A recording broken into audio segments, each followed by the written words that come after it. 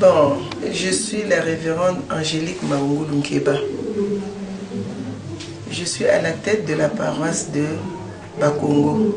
Et en même temps, je suis la secrétaire nationale de l'association des femmes kimbanguistes, ici au Congo-Brazzaville. Merci de m'avoir accordé la parole. Nous sommes ici à la paroisse de Bakongo, au numéro 111 de la rue Berlioz. Donc, la paroisse a été inaugurée par Papa Diangenda Kuntima. Depuis que nous sommes ici, nous assistons, si vous voyez le tableau synoptique, nous sommes au moins au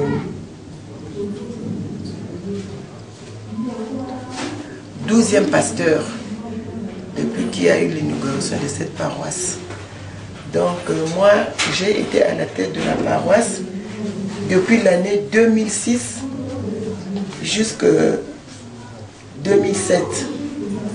Et ensuite, j'avais été relevé par le révérend Benjamin Moussa, l'actuel pasteur du plateau de 15 ans. Et je crois, 5 ans après, c'était Papa révérend Joseph Makouka, qui est en ce moment à la tête du département de la ville de Brazzaville. Il n'a pas mis long feu ici à la paroisse de Bakongo parce qu'il avait été appelé pour d'autres fonctions. Donc, 3 mois après, le collège national lui avait encore fait confiance pour être à la tête de la ville de Brazzaville. Voilà pourquoi il est maintenant plus haut au département. Et en ce moment, après son départ au département, les responsables m'ont encore une fois de plus fait confiance pour être à la tête de la paroisse de Bakongo. Donc, je crois que mon expérience ici, c'est depuis l'année 2006 jusqu'à ce jour que je remplis les fonctions ecclésiastiques au niveau de la paroisse de Bakongo. Bon, la paroisse n'est pas assez vaste parce que si vous voyez les délimitations de la parcelle, ça fait juste la grandeur de la parcelle. Donc, à l'intérieur, nous avons une grande salle où se déroulent tous les cultes. Et ici, nous sommes au secrétariat de la paroisse. Après le secrétariat, c'est le bureau du pasteur communal. Donc, voilà l'issue pour y arriver. Bon, la partie du derrière a été réservée pour les toilettes. Bon, nous avons en quelque sorte, à 2 ruelles de notre église, nous avons aussi une paroisse dans la rue Molle, numéro 90. C'est là où se trouve le logement du pasteur. En ce moment précis, étant donné que je suis au foyer, parce que je suis la femme de Papa révérend Badila Daniel, généralement appelé Papa Libre, je suis sa femme, nous vivons chez nous.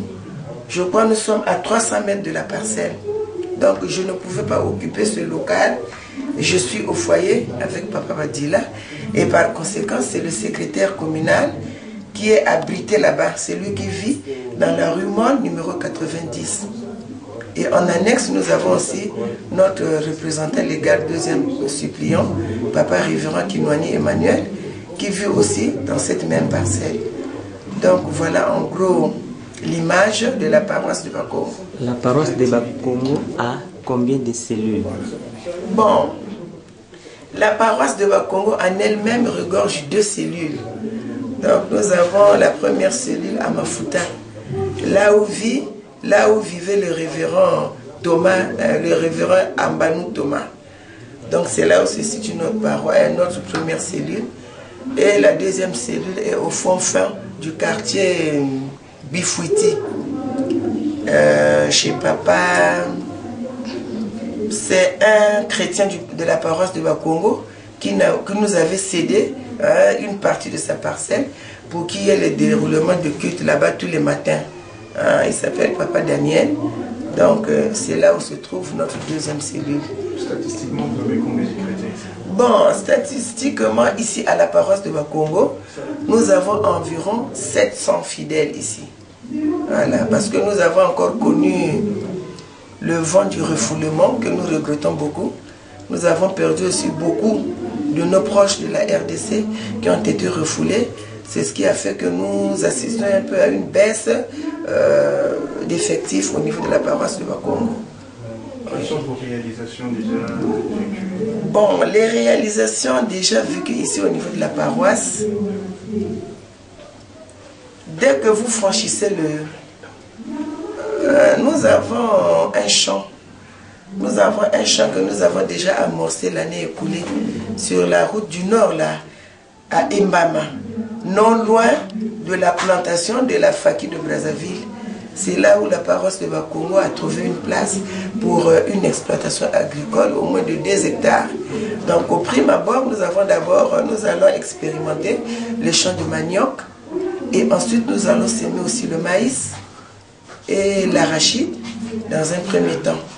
Maintenant, au deuxième cycle, on verra bien ce que nous pourrons encore faire pour les 2 hectares que nous avons déjà octroyés sur la route du Nord, là, à Mbama.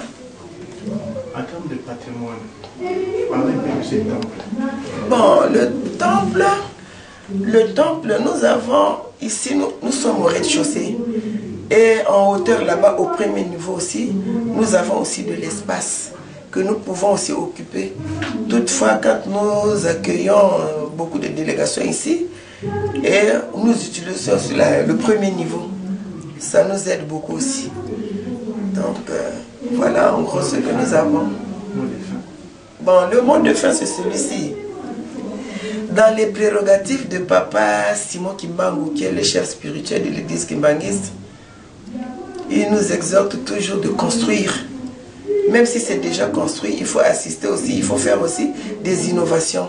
Telles que nous, ici à la paroisse de Bakongo, quand il y a eu l'inauguration, on nous avait fait une remarque. Laquelle est-ce? Nous devons changer la configuration des fenêtres de la paroisse. Donc nous allons prendre la forme, nous allons mettre des arcades au niveau des fenêtres. C'est ce que jusqu'à présent n'a pas encore été fait. Alors dans notre plan d'activité, nous avons eu à prévoir cela. D'ici là, parce que tous les mercredis matin et tous les vendredis, nous faisons des ntinsani ici, des collectes, pour que nous puissions changer la configuration des fenêtres que nous avons ici. Et ensuite, quand vous voyez la devanture de la paroisse, enfin notre clôture, nous avons mis des claustras, mais ça ne nous arrange pas.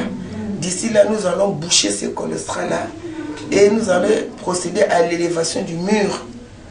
Bon, le portail que vous voyez à l'entrée principale, c'est ce que nous avons offert comme cadeau à Papa Dialungana Kiangani, notre Jésus-Christ, à l'occasion de son anniversaire. Donc c'est ce que nous lui avons offert. On a érigé le portail métallique, le tout premier là. Là, il est question de voir encore faire la finition du deuxième portail qui est à l'entrée principale.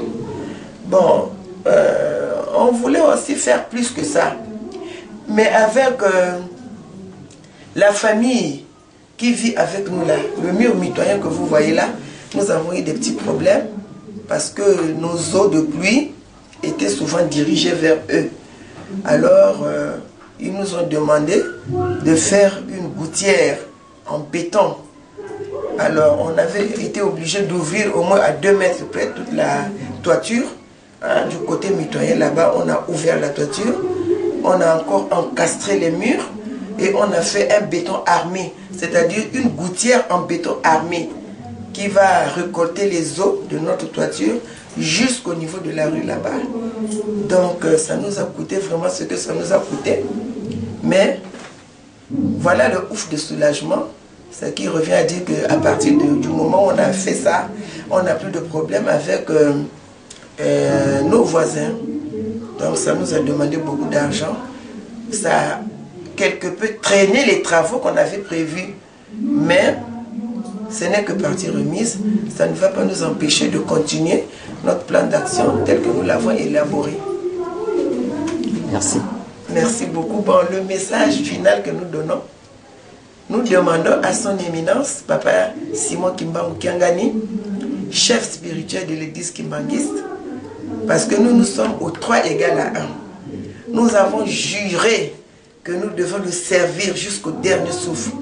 Donc, ce que je demande, que Papa Simon Kimbangu ne nous oublie pas, Papa Kiangani.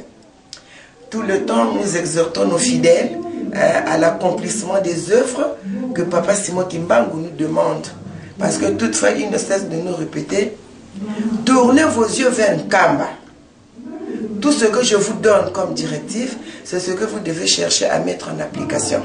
Parce que nous sommes sûrs qu'avec Papa Simon Kimbangu Djangani, l'accomplisseur de tout ce qui nous reste à accomplir au sein de l'Église, il ne va pas nous faire honte. Il va nous faire parvenir jusque là où il va nous faire arriver. Nous avons la conviction qu'il est le Dieu Tout-Puissant, qu'il est notre Dieu vivant et il ne cesse d'agir parmi nous. Donc voilà le message final que je confie à son éminence, Papa Simon Kimbangu Djangani.